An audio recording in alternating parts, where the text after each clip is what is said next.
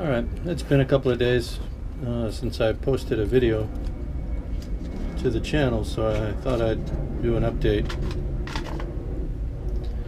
Not a whole lot has happened, and that's why there haven't been any videos. Y'all saw the layup of the wings, maybe a time-lapse video or two of the infill process, and these are the wings now, as they said. So we have the left wing here. The upper portion of it has been infilled twice and sanded. Just going to get another application. This is the third application on the underside of the left wing.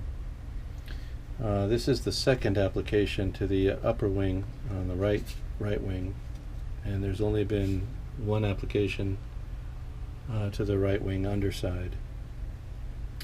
But I have done all the shaping. The wings are shaped and sanded. You can see how our filler piece at the wing roots looks as of now.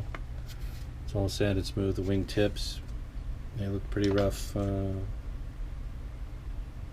know, at the infill stage, but now they've been sanded smooth. Wing tips have been sanded and shaped and profiled and everything. So now all it's left to do is to apply a few more coats of filler and sand them off. Get the wings down to the same condition as the fuselage and floats. That is to say, prepped for paint. Everything will get a coat of the surface primer product from Tamiya, and that'll be sanded off with probably something like a 320 or a 400 grit sandpaper. I've got both of those. Be one or the other. It'd probably be the lighter, the 400, and that'll be done first with the block, and then just with probably a double folded square, and just you know, the parts will then be polished with that, without a sanding block,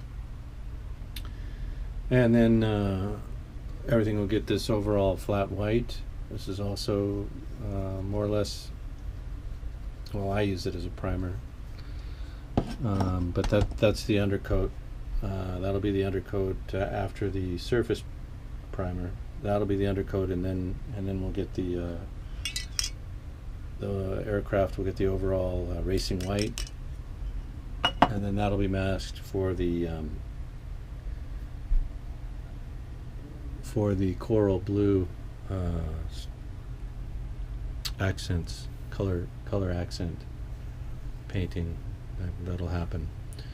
I do need to get another container of gloss aluminum. I don't have enough for the floats and struts, so I'll need to get another can of that. And I also need to go and I don't think I have enough strut material of the right diameters that I need. So I'm going to be going back to the hobby shop here probably the next day or two, and when I have time. That's another issue, is we're having other obligations and intervening real world stuff happening, so I've had some work interrupted. It's also